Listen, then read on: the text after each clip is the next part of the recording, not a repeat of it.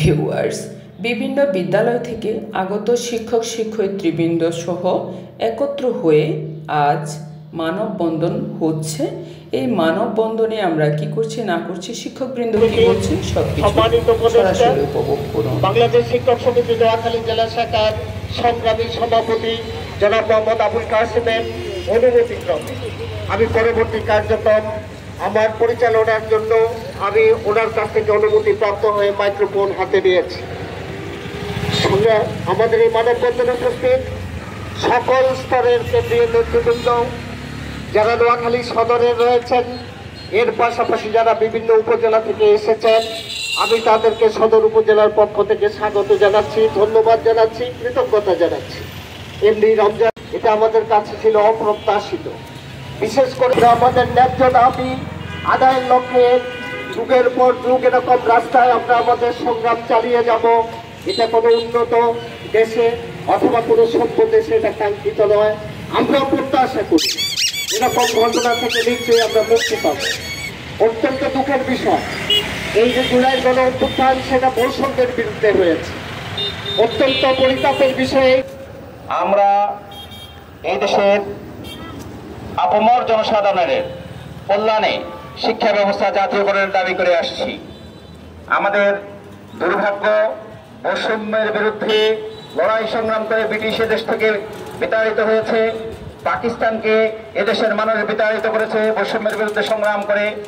মহান মুক্তিযুদ্ধ 1971 সালে 30 লক্ষ শহীদের রক্তের বিনিময়ে বৈষম্য দূরীকরণ করার জন্য যে যুদ্ধ হয়েছিল, যার ভেতর দিয়ে আমাদের মহান স্বাধীনতা এসছে। কিন্তু আজকে 53-54 বছর পরেও এখন আমরা সেই বৈষম্যের মধ্যেই আবর্তিত হচ্ছি। এটা অত্যন্ত দুঃখজনক।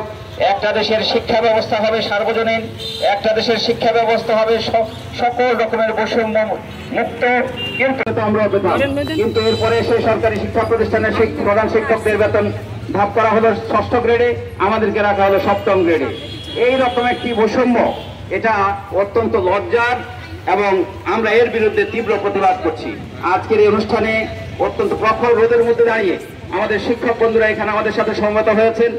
আমি তাদের যারা দূর দূরান্ত থেকে বিভিন্ন উপজেলা থেকে আমাদের এখানে এসে ইতিমধ্যে সমবেত হয়েছেন, সুন্দর হোক, আমাদের এটা স্বচ্ছ হোক, এটা আমাদের দাবি ছিল।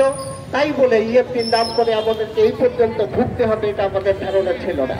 সংগ্রামী বন্ধুগণ, আমরা যে দাবিগুলো নিয়ে আপনাদের সামনে উপস্থিত হয়েছি, অথবা যে দাবিগুলো শিক্ষক সমাজের দাবি, আমি একটি আপনাদেরকে একটু পড়ে শোনাচ্ছি। প্রথমত, মেধাবীদের শিক্ষকতা পেশায় আকৃষ্ট সময়ের মধ্যে শেষ করলে আমরা স্মারকলিপি দিতে যাব।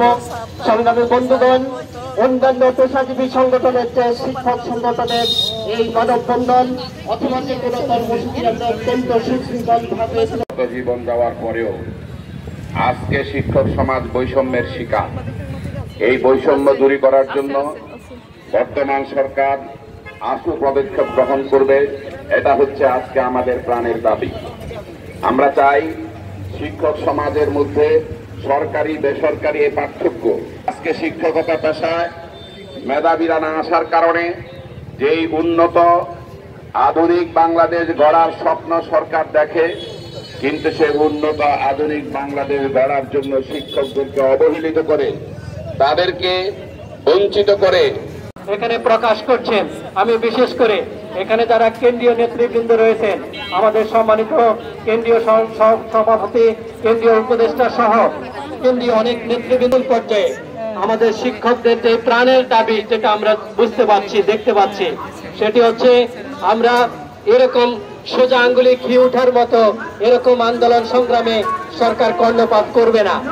আজকে এই আশাবাদ ব্যক্ত করে আপনাদের সকলের প্রতি আমার শ্রদ্ধা এবং কৃতজ্ঞতা জ্ঞাপন করে আমার বক্তব্য ধরতে। আমার এই অনুষ্ঠানে আগত সকল শিক্ষক নেতৃবৃন্দ, সম্মানিত উপজেলার আমাদের সিনিয়র বন্ধু জনাব আব্দুল ওয়াহাব, সহসভাপতি বাংলাদেশ শিক্ষক সমিতি নোয়াখালী জেলা শাখাকে তার অনুপ্রেরণামূলক বক্তব্যের জন্য আহ্বান জানাবো। আমাদের দীর্ঘ সময়ের কান্ডারি শিক্ষক সমিতির কান্ডারি, আমাদের এই নোয়াখালী জেলা শিক্ষক সমিতির প্রাণ পুরুষ, বর্তমান বাংলাদেশ শিক্ষক সমিতি নোয়াখালী জেলা শাখার সম্মানিত উপদেষ্টা, প্রধান উপদেষ্টা জনাব মোহাম্মদ আলমগীর, জনাব মোহাম্মদ আলমগীরকে তার বক্তব্য উপস্থাপনের জন্য আমি বিনীতভাবে অনুরোধ জানাচ্ছি। বক্তব্য রাখছেন জনাব বাংলাদেশ শিক্ষক সমিতি পিটিএ কর্তৃক আহত শিক্ষকদের 10 দফা দাবি আদায়ের লক্ষ্যে মানববন্ধন কর্মসূচি পালিত হচ্ছে। কেন্দ্রীয় কমিটির কর্মসূচির অংশ আমরা নোয়াখালী জেলার শিক্ষকরা এই কোর্ট বিল্ডিং এর সম্মুখে মানববন্ধনে সমবেত হয়েছি। মানববন্ধন কর্মসূচিতে সভাপতিত্ব করছেন জনাব মোহাম্মদ আবুল কাশেম। উপস্থিত রয়েছেন বাংলাদেশ শিক্ষক সমিতি তার জন্মলগ্ন থেকে শিক্ষকদেরকে আর্থিকভাবে সম্মানজনক আসলে অধিষ্ঠিত করার জন্য আন্দোলন সংগ্রাম করে আসছে। সেই সংগ্রামের ধারাবাহিকতায় 104 বছর অতিক্রান্ত হয়েছে। আমরা শুধু সংগ্রাম করে যাচ্ছি। এই সংগ্রাম আমাদের কখনোই ব্যর্থ হয় নাই। আমরা যেখানে 16 আনা দাবি করেছি সেখানে আমরা অল্প অল্প করে অগ্রসর হচ্ছি, কিন্তু এই অল্প অল্প করে অগ্রসর হওয়ার আর সময় নেই। প্রিয় সংগ্রামী ভাই বোনেরা, আপনারা সবাই জানেন অংশ নয়, এটা কোনো সরকার পরিবর্তনের আন্দোলন নয়।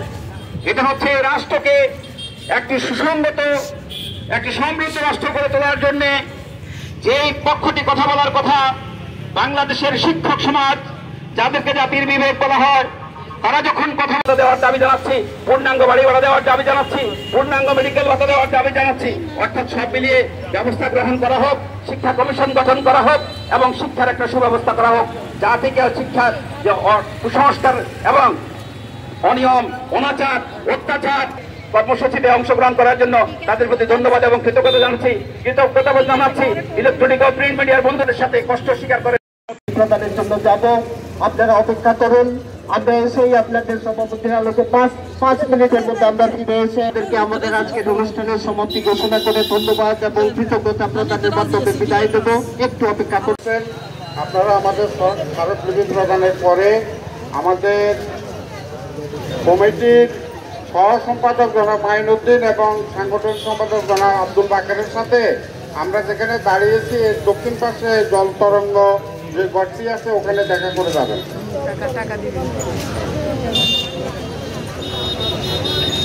সম্মানিত শিক্ষক মন্ডলী,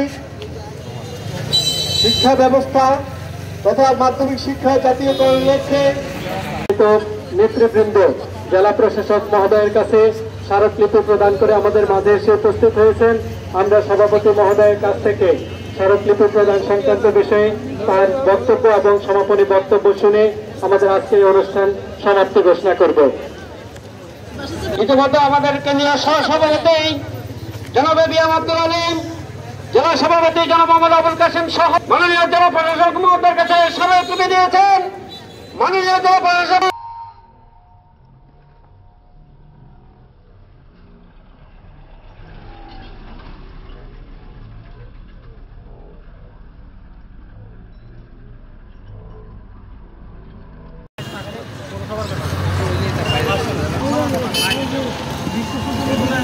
স্মারকলিপি জমা দেওয়ার পরে আমরা সকলেই যে যার অবস্থানে চলে যাচ্ছিলাম।